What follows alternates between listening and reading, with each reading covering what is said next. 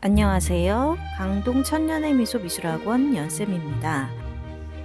오늘은 신인상주의와 후기 인상주의 미술에 대해서 알아볼 예정입니다.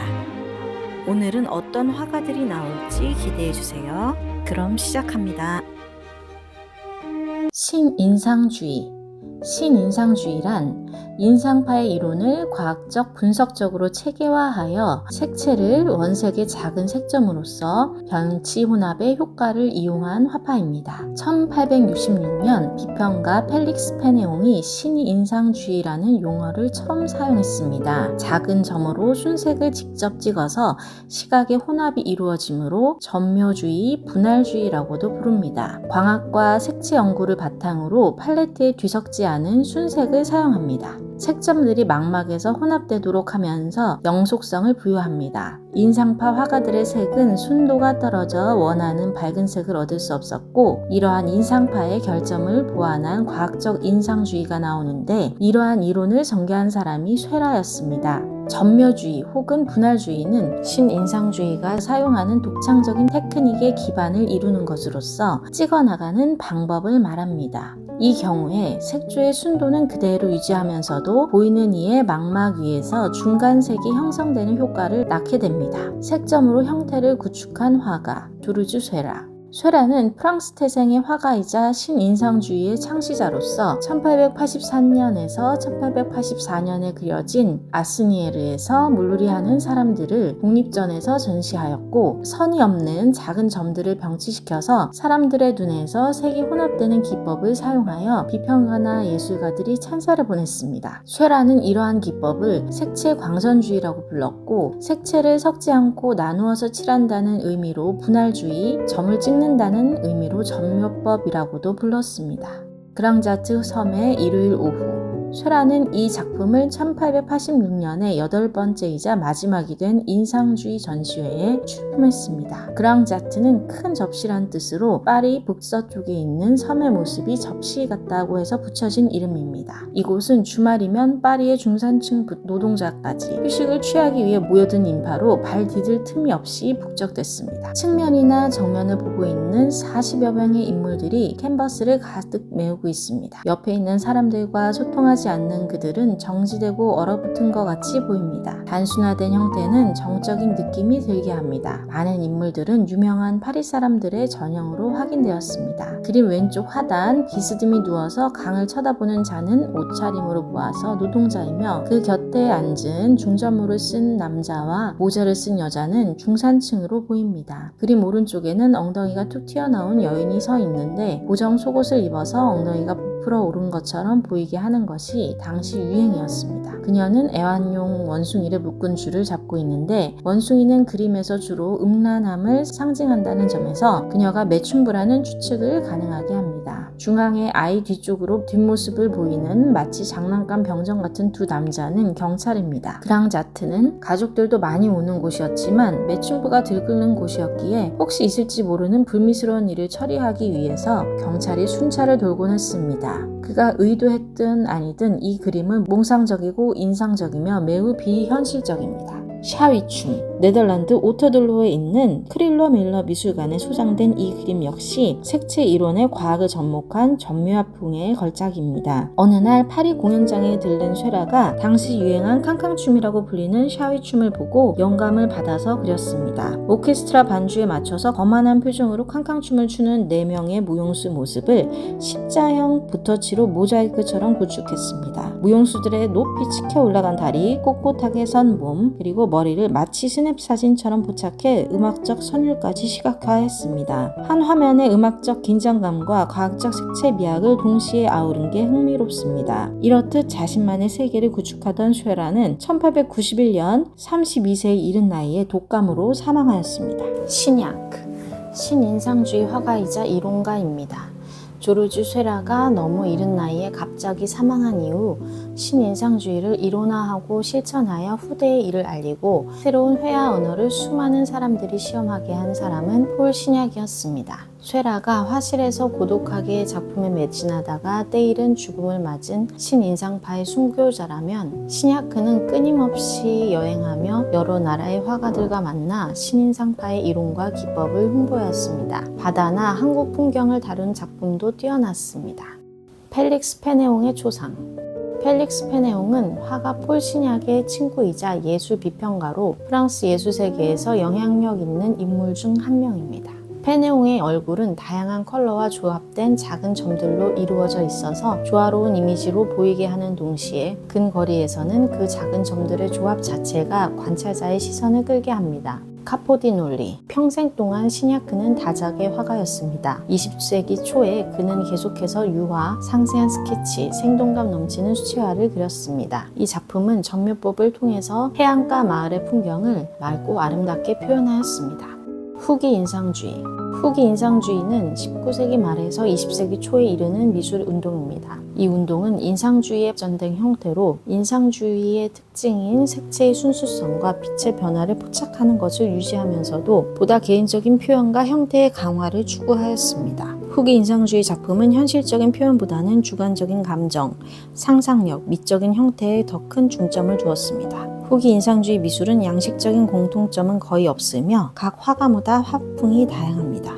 대표적인 후기 인상주의 화가로는 단연 빈센트 반 고흐를 꼽을 수 있습니다. 반 고흐는 네덜란드 출신으로 주로 남프랑스에서 작품 활동을 하였습니다. 화려한 색채와 독특한 선터치로 유명하고 나선, 원, 물결 등의 모양으로 형상을 구성했습니다. 소재가 지닌 본질과 특성 그리고 자신의 감정을 표현했습니다. 고갱과 친밀했으며 자신의 귀를 자른 사건으로 유명합니다.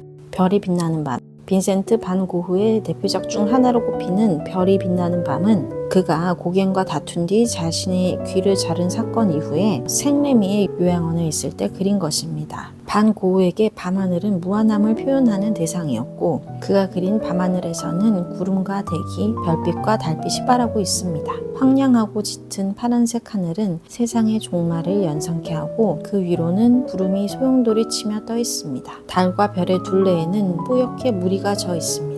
이 시기에 그의 필치는 더욱 두꺼워지고 더욱 열정적으로 변했으며 꿈틀거리는 듯한 선은 별의 광채를 한껏 두드러지게 합니다. 이 시기의 특징인 회오리 치는 듯 꿈틀거리는 필치는 강렬한 색과 결합되어 감정을 더욱 격렬하게 표현합니다. 이 곡선의 화필은 굽이치는 운동감을 표현하면서 그림 전체를 율동적인 흐름으로 통합합니다. 밤의 카페 테라스. 아르레 포rum 광장의 카페 테라스가 제작되던 1888년부터 이듬해까지 지속된 이른바 아르레 시기는 15개월 동안 약 200여 점이라는 방대한 작품을 남길 정도로 반 고흐가 활발하게 작품을 창작했던 시기입니다. 또한 개인의 주관적인 감정을 강렬한 색채와 임파스토 기법으로 표현한 그의 독자적 양식이 확고하게 자리 잡은 때로 평가되기도 합니다. 눈앞에 있는 것을 똑같이 재현하기보다는 자신의 감정을 강하게 표현하기 위해서 주관에 따라서 색채를 사용하였습니다. 이 작품의 경우에도 검은색을 전혀 사용하지 않고 밤 풍경을 표현하고 있으며 레몬 빛깔에 가까운 노란색으로 카페의 차양을 채색하고 있습니다. 이처럼 짙은 파란색과 밝은 노란색의 강렬한 색채 대비는 물리적인 세계에서 느껴지는 주관적인 감정을 가장 중요하게 여겼던 그의 철학을 엿보게 해줍니다. 폴 고갱. 폴 고갱은 프랑스 후기 인상파 화가로서 문명 세계에 대한 혐오감으로 남태평양의 타히티 섬으로 떠났고 원주민의 건강한 인간성과 열대의 밝고 강렬한 색채가 그의 예술을 완성시켰습니다. 그의 상징성과 내면성 그리고 비자연주의적 경향은 20세기 회화가 출현하는 데 근원적인 역할을 했습니다. 인간의 내면 중 종교적인 것과 장식적인 것을 주제로 대담한 변형과 왜곡을 통해서 강렬한 원색의 사용으로 장식적인 효과를 추구했습니다. 타히티의 여인들. 폴 고갱이 1892년에 그린 유명한 작품입니다. 이 작품은 고갱이 타히티에서 보냈던 시기에 영감을 받아서 그렸으며 이 작품에는 타히티 여성들이 자연적이고 원시적으로 그려져 있으며 화려한 색상과 단순화된 형태로 표현되었습니다. 시를 만들기 위해 식물 섭류를 꼬고 있는 타이티 여인들의 모습을 그렸습니다. 오른쪽에 분홍색 옷을 입고 앉아있는 여인은 손으로 식물 섭류를 꼬고 있으며, 왼쪽에 빨간색 치마를 입고 앉아있는 여인은 발을 쭉 뻗어 곧 잠들 것 같은 편안한 자세로 이야기하고 있습니다. 타이티 섬으로 간 고갱은 야자나무 잎으로 이 지붕을 엮은 오두막집을 사면서 화려한 문명 세계에서는 볼 수 없었던 때묻지 않은 자연의 모습을 열정적으로 그렸습니다. 그래서 고갱의 작품에서는 원시적이고 소박한 타이티의 모습과 열대의 밝고 강렬한 색을 많이 볼 수 있습니다. 언제 결혼하니? 이 그림은 풀밭 위에 앉아있는 타이티의 두 여인을 화려하고 강렬한 색으로 그렸습니다. 타이티의 두 여인이 강렬한 색의 파레오라는 전통 옷을 입고 풀밭 위에 앉아 있습니다. 앞에 앉아있는 여인은 뒤에 앉은 여인과 달리 귀에 꽃을 꽂고 있습니다. 타이티의 풍습에 따르면 귀에 꽃을 꽂으면 남편을 찾는다는 표시라고 합니다. 마치 뒤에 있는 여인이 앞에 있는 여인에게 언제 결혼하니? 라고 물어보며 손가락으로 누군가를 가리키고 있는 것 같습니다. 여인들이 입은 알록달록 화사한 꽃무늬 옷인 파레오가 고갱을 사로잡았습니다. 고갱은 분명한 윤곽선과 넓게 색칠한 면을 사용하여 하나하나의 소재를 명확하게 그렸습니다. 근대 회화의 아버지 폴 세잔, 프랑스 화가, 인상주의와 플랑드르 미술의 영향을 받았습니다. 사물의 본질적인 구조와 형상에 주목하여 자연의 모든 형태를 원기둥과 구, 원뿔로 해석한 독자적인 화풍을 개척했습니다. 추상에 가까운 기하학적 형태와 견고한 색채의 결합은 고전주의 회화와 당대에 발전된 미술 사이의 연결점을 제시했으며, 피카소와 브라크 같은 입체파 화가들에게 지대한 영향을 주어 근대 회화의 아버지로 불립니다. 세잔의 미술이 동시대에는 급진적으로 받아들여졌으나 지금에 와서 추앙받는 이유는 화면의 외형을 다루는 새로운 방식 때문입니다. 눈에 나타나는 외관만을 모방하는 대신 세잔은 자연의 본질적인 기하학적 구조를 통찰하고자 하였습니다. 이러한 방법을 통해 특정한 사물의 외형을 단순화시켜 본질에 가까운 거의 추상적인 형태로 표현했습니다. 생 빅투아르산, 폴 세잔의 뮤즈는 사람이 아니라 산이라고 합니다. 프랑스 남부의 엑상프로방스가 내려다 보이는 생 빅투아르는 수십 년 동안 세잔을 매료시켰고, 그 결과 세잔이 30번도 넘게 그린 생 빅투아르 산 시리즈에서 삼각산의 외양을 색면들을 통해 분명히 드러내고 있습니다. 거의 추상에 가깝게 보이는 이 작업을 통하여 그는 자연에서 보이는 사물들을 세 가지 기본 입체로 단순화하기에 이르렀습니다. 세잔은 대비되는 색상을 활용하여 확장감과 넓이를 느낄 수 있게 표현했습니다. 녹색과 노란색 영역은 시원한 파란색과 분홍색으로 칠해진 우뚝 솟은 생 빅투아르로 시선을 이끕니다. 전경과 배경 모두에서 빨간색의 작은 터치는 시각적 통일감을 만듭니다. 전면에 펼쳐진 소나무 가지가 산의 등고선을 따릅니다. 이것은 세잔이 가장 좋아하는 프레임 장치 중에 하나였습니다. 사과와 오렌지, 세잔의 정물화 가운데 가장 알려진 작품인 사과와 오렌지는 우리가 흔히 접하는 정물화와 다릅니다. 무엇보다 각 소재의 위치와 모양이 자연스럽지 않습니다. 왼쪽의 사과 접시는 오렌지가 담긴 접시와는 다르게 비스듬히 기울어져 있습니다. 원근법의 원리를 지키는 전형적인 조형 원칙에 따르면 모든 작품은 하나의 시점으로 그려야 하는데 세잔은 다중 시점을 사용했습니다. 왜 그랬을까요? 각 소재가 지닌 형태적 특성을 제대로 보여주기 위해서입니다. 원근법적 시점을 포기해 고의로 형태를 왜곡시켰습니다. 가장 그릇다운 그릇을 표현하기 위해 위에서 내려다본 시점으로 그린 것입니다. 세잔은 이렇게 시점을 옮겨가며 본 것들을 한 화면에 편집했습니다. 그 결과 원근법에는 어긋나지만 전체적으로 안정감과 더불어 화면이 꽉 찬 느낌을 줍니다. 세잔은 말년에는 목욕하는 사람들처럼 몽환적으로 채색된 누드와 습작을 주로 그렸습니다. 인체나 나무를 다양한 각도에서 형태나 덩어리를 단순화시켜서 명확하게 표현합니다. 작품 구성은 아주 조화롭습니다. 기하학적인 형태와 공간 처리를 통해서 세잔은 20세기 초반 입체파를 예고합니다. 세잔은 명암법에 이은 원근법의 파괴로 서양 미술의 토대가 되는 기준을 깨버렸습니다. 비난과 냉대가 쏟아졌지만 젊은 화가들은 환호했습니다. 미술의 새 지평을 열었기 때문입니다. 세잔 이후 미술은 외부 세계를 묘사하는 것에서 벗어나 그림 내부의 조형 세계를 표현하는 것으로 방향을 틀게 됩니다.